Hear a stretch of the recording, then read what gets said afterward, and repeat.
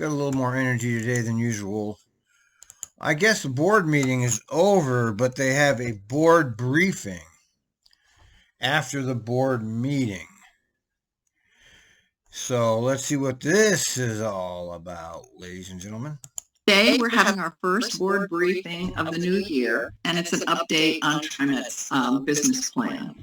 And this is really for the community that may also still be observing, because the board is aware that the business plan is the agency's strategic plan for meeting the expectations of our riders and our community. Yep. And also to help the agency better define its goals, identify whether the agency is making progress with measures and targets, and also to define its strategic efforts with the key strategic actions.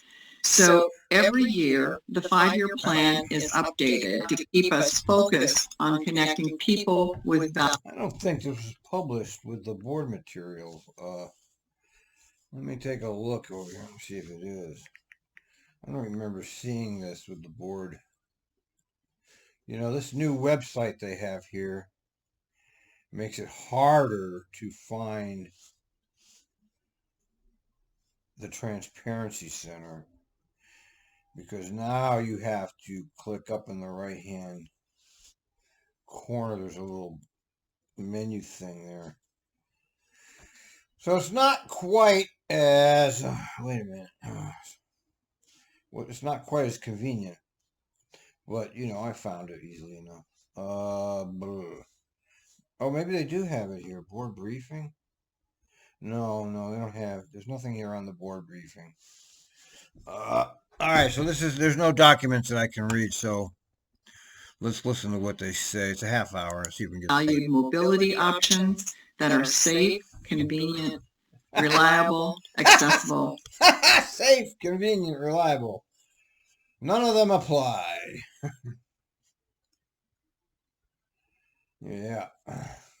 And welcoming to all. Welcoming. So considerable work has been underway to update the plan, and Alan Lato, the Director of Business Planning and Asset Management, is here with us today to bring before us a working draft of that update, and also to get any feedback from the board. So, Director Lehu, we welcome you.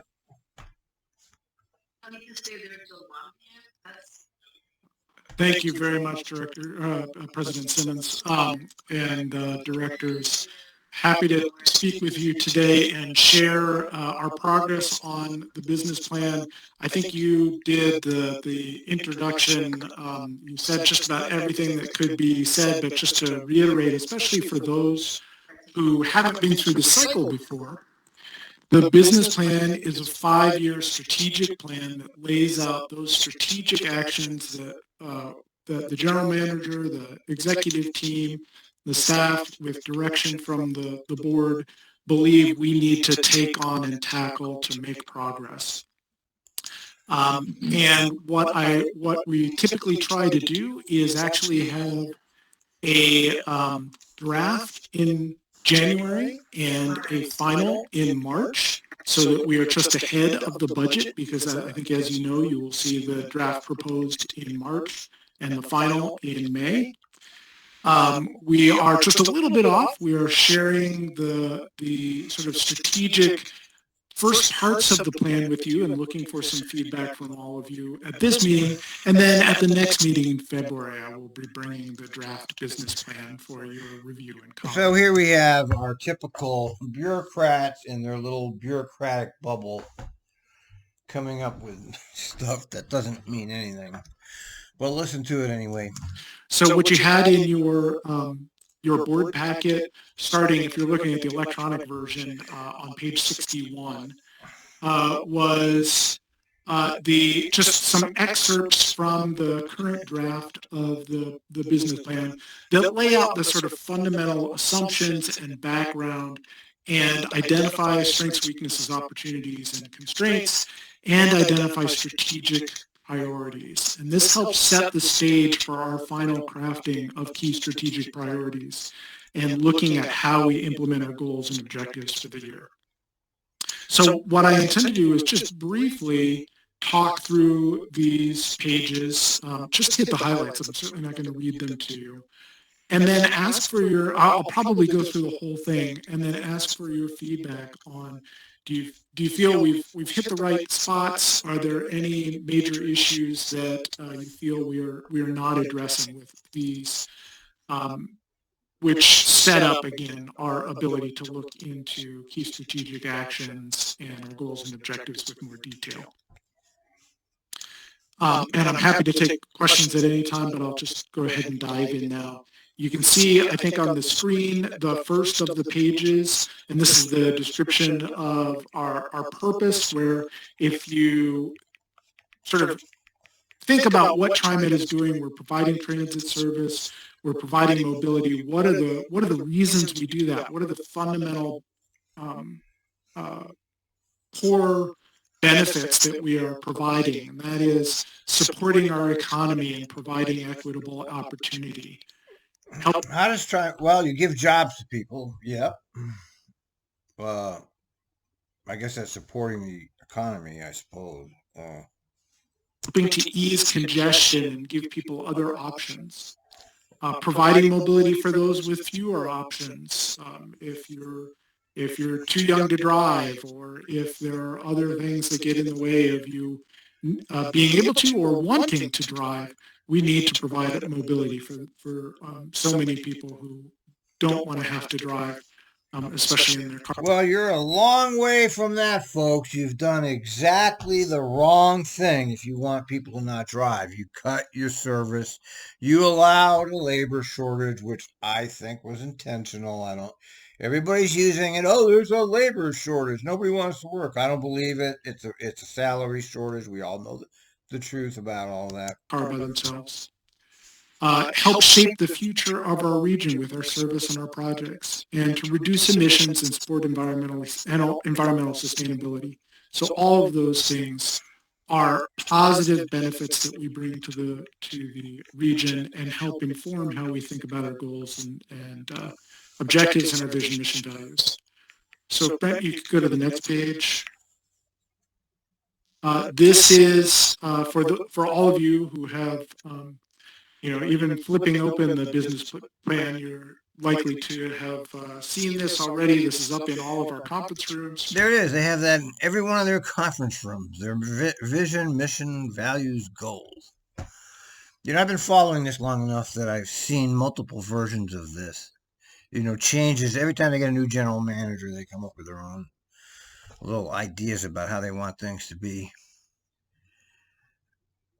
It's basically, we're looking at bureaucracy here. That's all. This doesn't translate to anything in real life. I think most people know that. It's the statement of our vision, mission, values, which President Simmons quoted from part of it just in introducing this, with our mission to connect people with valued mobility options that are safe, convenient, reliable, accessible, and welcoming for all. And then our 12 business goals, and a minor change this year. We've gone ahead and numbered the business goals.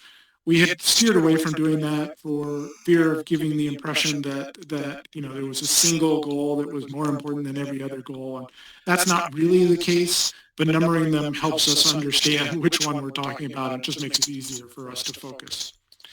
If you could switch to the next page then. So this is the first of the 2 pages of our strengths, weaknesses, opportunities, and constraints.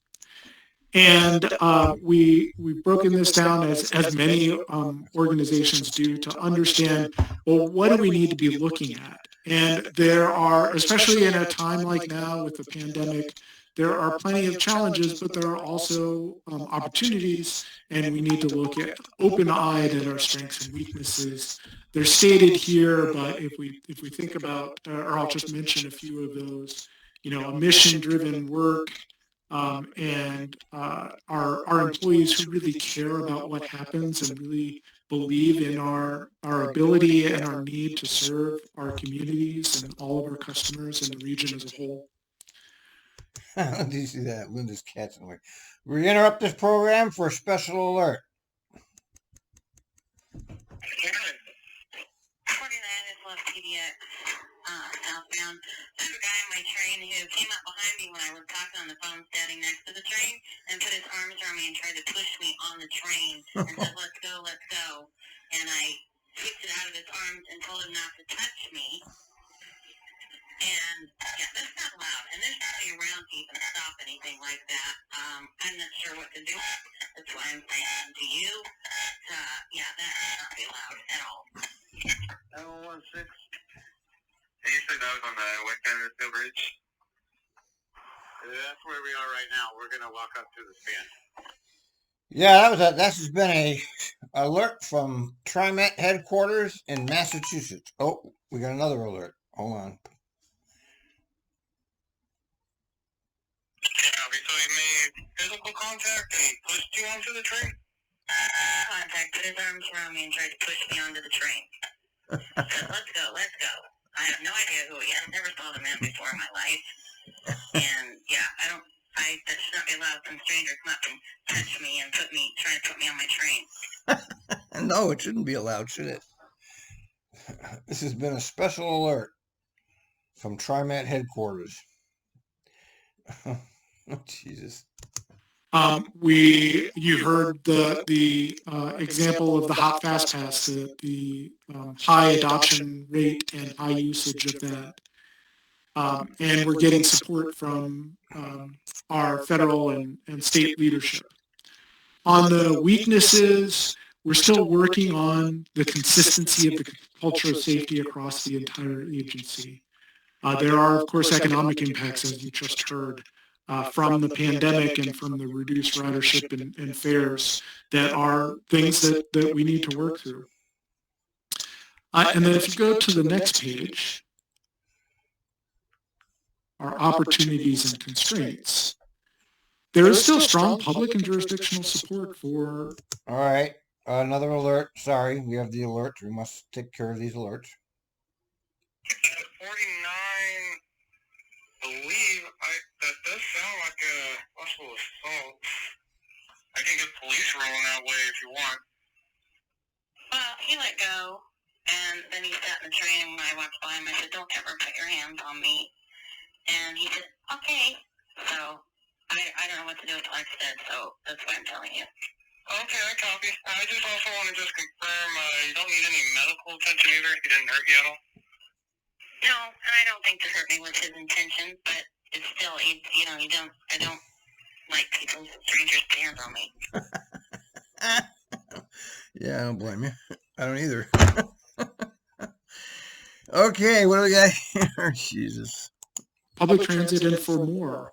It's a great thing and a terrible thing for people to be asking for so much more of us because we want to do everything we can and we only have so many resources. But the fact got loads of resources when it comes to the pork barrels. You got money fucking flowing out of your ears. So don't give me that, Mr. Leto. You know you's lying. There's support for it. And you see it in tangible evidence of things like bus-only lanes going into streets where we have problems where our customers are being held up by traffic. And the ability to look at other opportunities to improve transit service and expand our accessibility and connections and things like the advances in clean fuel technology that we're trying to take advantage of. And then the challenges, and the biggest one is the ridership, the reduced ridership that's come from the pandemic and the impacts of that.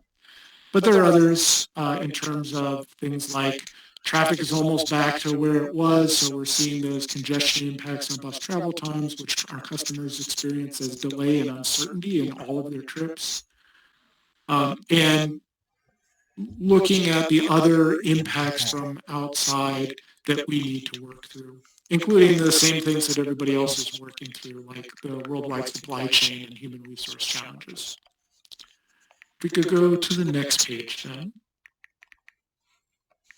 And this, I'm sorry, something happened in the formatting. The heading is missing, but this is the premises or the assumptions that go into the planning for the business plan And it makes assumptions that our mission, vision, values are going to continue, and a culture of safety being paramount is going to continue. A culture of safety. There's no fucking safety. Do you understand? I don't blame you guys for the lack of safety. It's not your fault that the civilization is collapsing. However, I remember the days when the guardian angels were on these trains, and you threw them off of there. You said, we can't have them on there. Could be a lawsuit.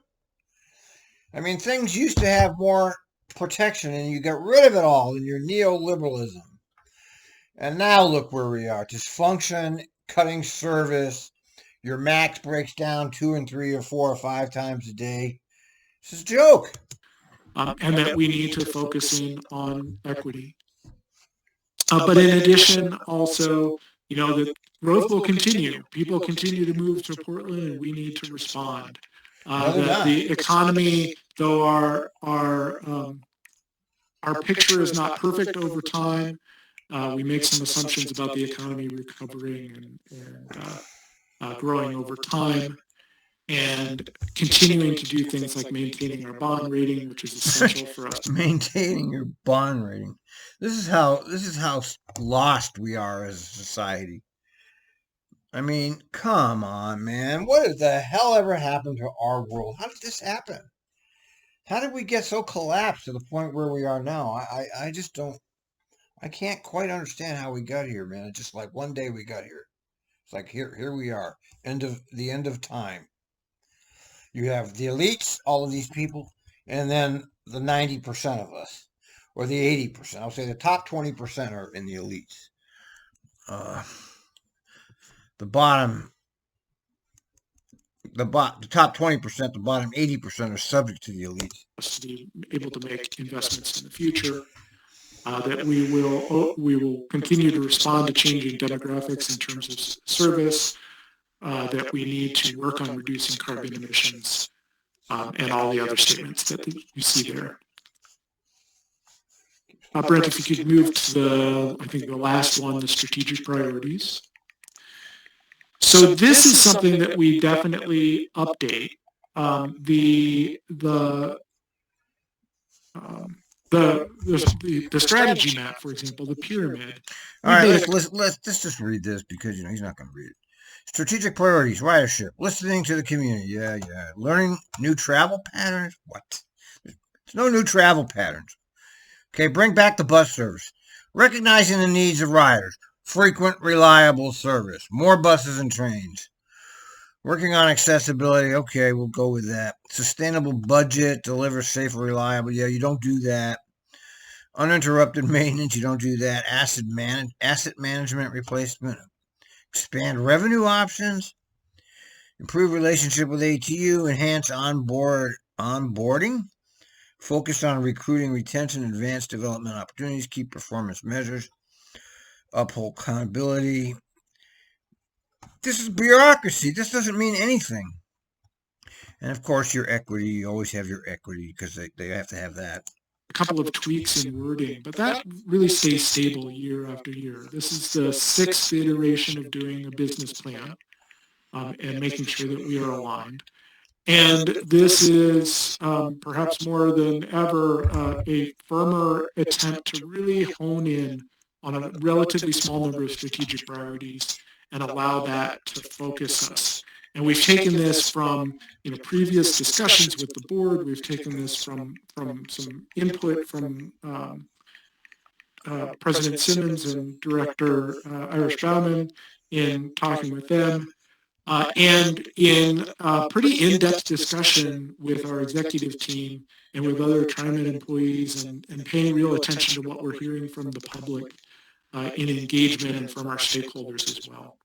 And so these are the strategic priorities, the things we really need to really focus in on this year and the next few years. That is ridership. As you heard, we're about half down from where we were. We don't expect to recapture every single rider that we had from before, but we do expect to attract more of them back. And then we need to attract new riders by listening to community and learning those new travel patterns. Financial stewardship and capacity is essential in a time like this when things are so unstable. Employees and the employee experience. It can't be said enough that, TriMet is a team, and it's essential that we find ways to make sure that everybody at TriMet feels like they are truly part of the team and is really able to bring their whole selves to work and contribute. And then community and partnerships. We don't have complete control over anything in the region. We have to work through our partnerships and with the community to work towards that. And then the two overarching priorities and values of safety, which touch on all the others, and equity, which touch on all the others. And so these are strategic priorities. We'll be using these as touchstones to look at, are we putting together key strategic actions that really guide us and make sense in the business plan as we move forward.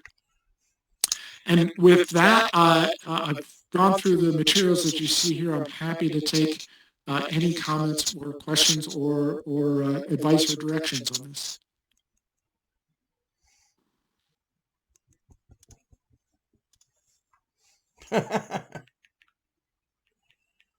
What's there to say?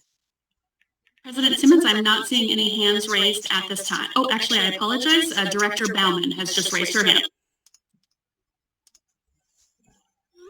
Yes, thank you. I'll reinforce what Alan mentioned, which is that for quite some time, President Simmons and I have been the kind of board committee that consults with him on the business plan, and we appreciate the tremendous amount of work that goes into this project. Oh, here we go. And let's get certainly, I said that what makes key up the music last year and this year different from previous years is the tremendous impact of COVID. So thank you. The intentional destruction of society, you mean?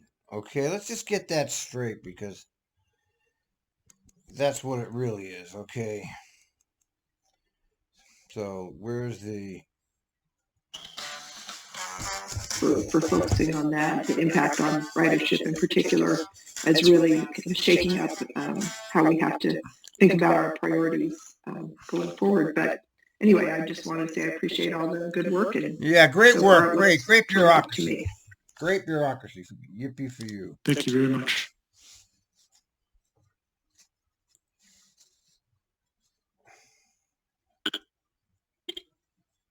Alan, remind me, have we received an update on where we are with, as the full board, where we are with the accomplishments from last year? Not fully. That will be incorporated into the draft next month. You'll see a whole series of statements of progress that we've made, and it's a pretty important. Can't wait to hear that. For those of us at home that are listening to the operation, it's just been a huge disaster. Now, on the capital projects front, huge success. Huge success. All their capital projects are moving right along, and everything is just great over there. But when it comes to helping people, it's just terrible. I mean, this is the same thing in the entire country in every single aspect of our lives now. Impressive list, so I'm going to be excited. Yeah, I want to hear it, Alan. Let's see the list.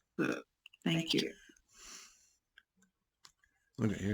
I know that for the board, this material came close to the meeting, and you may not have had an opportunity to look at this presentation as closely as you could if you'd received it earlier. That's not a criticism, Alan. Look, Ozzy's really looking at it. Can you see? He's like studying it. But I know I always go back online. He's reading it. You can see his eyes move. The business plan, the current business plan. And if you don't have comments or feedback for Alan today, you can definitely email him your comments. Yeah, email him so we can't hear your comments. So nobody can hear them. You don't want people like me listening in, do you? Even though only 10 people will watch this. What do you care about me? I'm nobody to you. I have no influence. So let me hear what you're talking about. Now and the February board meeting so that he can factor that into the development of the revisions that are going to be. Alan here is getting older. Last time I saw him, he was not all gray. Of course, that was a while ago that I saw him, 15 years ago. Presented to us.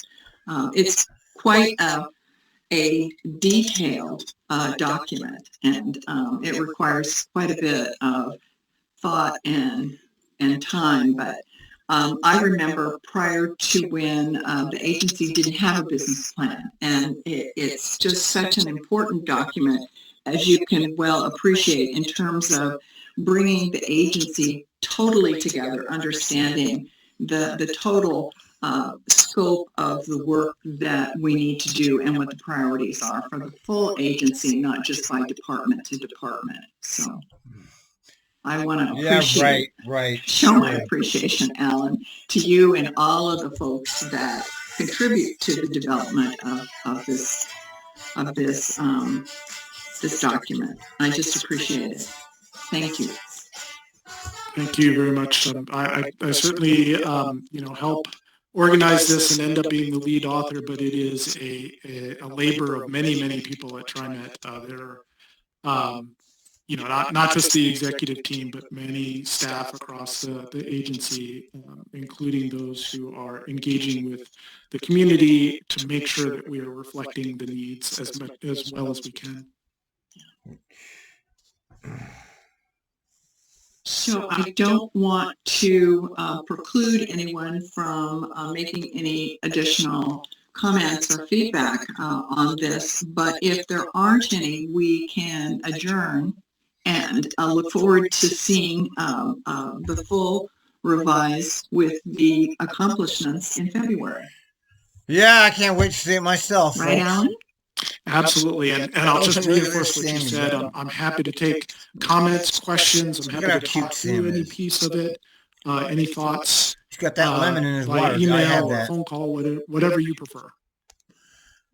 Director Gonzalez, your mic is on. Do you wish to make a statement? Yes. Yes, thank you. I even got around to raising my hand eventually.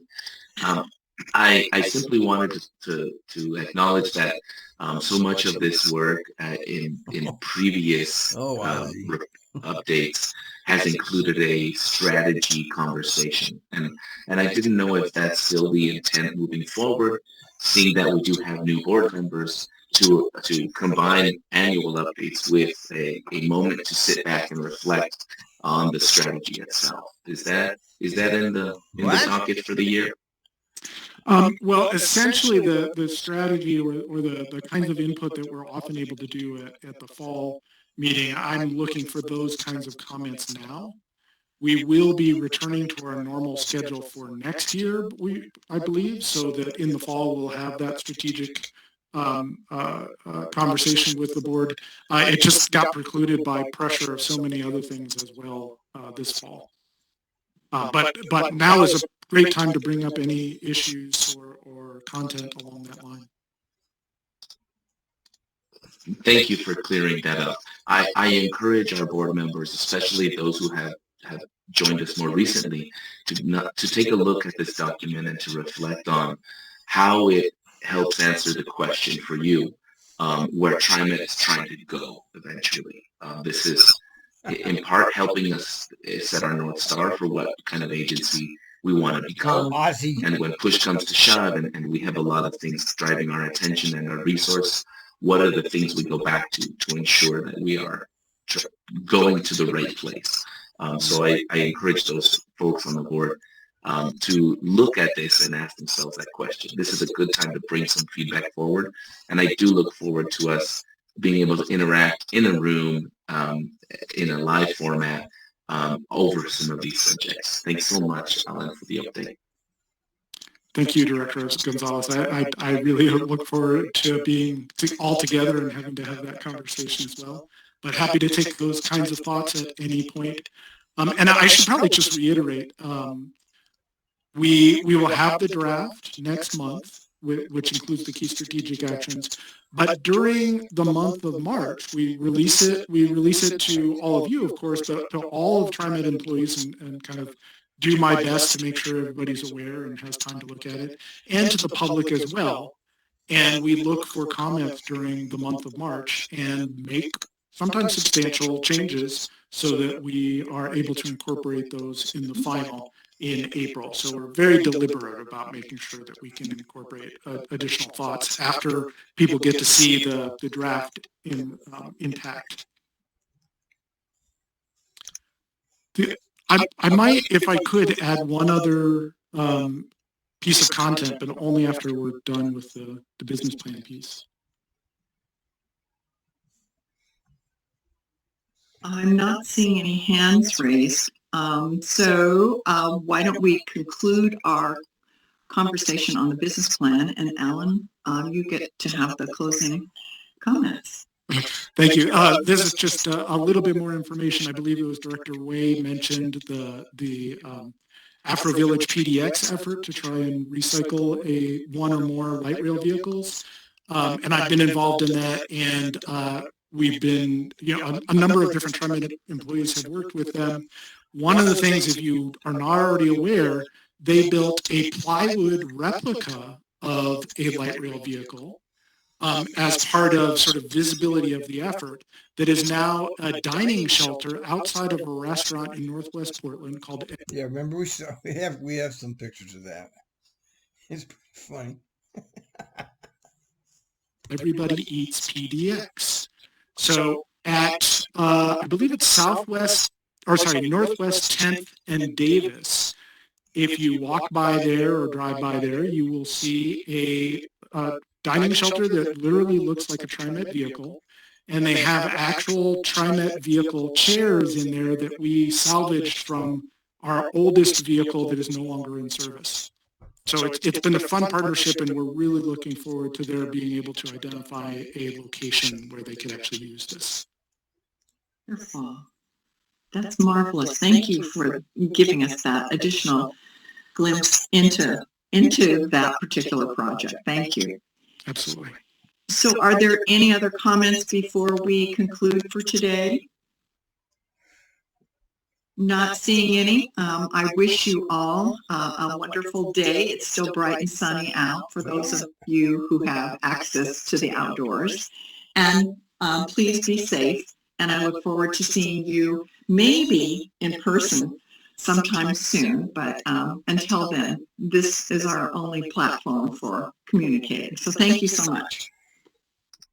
Thank you all. Adios, amigos. Thanks a lot. The goddamn American police state just took Stephen Donziger out of his house and locked him up in a halfway house. This country is a Nazi state at this point. I hope you realize that we no longer have a free society here, okay? Folks, we are in serious, serious trouble.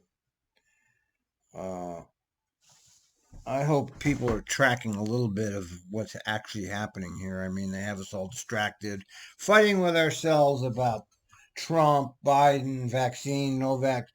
They have us all fighting with ourselves. Meanwhile, we are in a totalitarian society, and